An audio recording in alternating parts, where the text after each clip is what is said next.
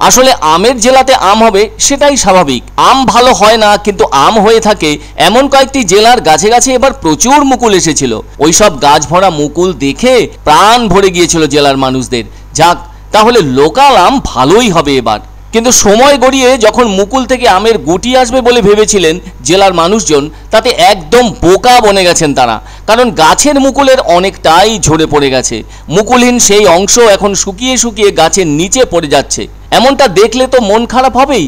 কোথায় আম হবে বলে যথেষ্ট আশা করেছিলেন তারা, শেষটায় গাছ যেন আম শূন্য হয়ে উঠল। দু চারটা গাছে যাও বা আম হয়েছে, তাতে সংখ্যায় বড় কম। সেগুলো এবার শেষ পর্যন্ত থাকবে কিনা তা নিয়ে উদ্বিগ্ন মানুষজন। এমন ছবি লক্ষিত হলো জলপাইগুড়ি শহরেও। জেলার ভেতর ভালো আমের সামান্য উৎপাদন হয়ে থাকে মোহিতনগর ফার্মে। আর জেলার ভেতর যারা শখের আম চাষ করেন তারা কিছুটা যত্নশীল শুরু থেকেই। ফলে তাদের ছাদ বাগান কিংবা নিজেদের সীমানার ভেতরে থাকা সামান্য জমিতে খান কয়েক আমের গাছে মুকুল থেকে গুটি হয়ে সেসব কিন্তু বড় হচ্ছে, দেখতেও ভালো লাগছে।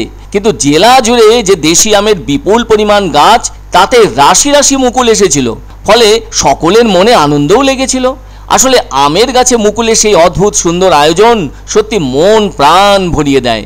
আশা জেগে ওঠে মনে, কিন্তু তারপরে খারাপ লাগে যখন সেই মুকুল বেশি পরিমাণে কিংবা সবটাই ঝরে পড়ে যায়। লোকাল আম তো বাজারেও ওঠে, কিছুটা চাটনি খেতে ভালো লাগে, আর যেটুকু গাছে থেকে যায় এবং পরিণত হয় তখন পাকা আম হিসেবে খেতেও খারাপ লাগে না। দামও কম হয়, আর সেই সঙ্গে যাই হোক লোকাল আমের স্বাদটা তো একটু পাওয়া যায়। কেন এত মুকুলের বেশিটা এবার ঝরে পড়ে গেল তার অর্থ কিন্তু অনেকে বলছেন খুব সোজা। হালকা বা সামান্য দমকা হাওয়া যখন ডালে ডালে ঝটকা দোলা দেয় তখন সেই ধাক্কায় নাকি কিছুটা ঝরে যায়। আর সেই সাথে বৃষ্টির দাপট একটু ছিলই। সব মিলিয়ে মুকুলগুলির অনেক অংশ ঝরে যাওয়ায় আমের ফলন আর দেখা যাবে না জলপাইগুড়ি জেলায়। শহরের এপাড়া ওপাড়া জুড়ে যা কিছু আমের গাছ আছে তাতেও প্রচুর মুকুল এসেছিল, কিন্তু ওই সব গাছ থেকেও মুকুল ঝরে গেছে। যাও বা কিছু আটকে আছে তাতেই আমের দেখা মিলছে, আর সেই সব আম বড় হচ্ছে। আর ফলন তো আম গাছে দেখতে আলাদা রকমের ভালো লাগে। বৈশাখ মাস শুরু হয়ে তার প্রায় 10 দিন স্পর্শ করতে চলেছে, তাই এখনও সেই আমের চেহারা তেমন বড় হয়নি। তাছাড়া শহরের ভেতরে দু চারজনের বাড়িতে ভালো আমের গাছ রয়েছে, সেক্ষেত্রে তাদের মুখে হাসি ফুটতেই পারে, কারণ ওই দু চারটে ভালো আমের গাছে ধরে আছে এমন অনেক আম। জানা গেছে তারা রীতিমতো গাছের যত্ন করে থাকেন।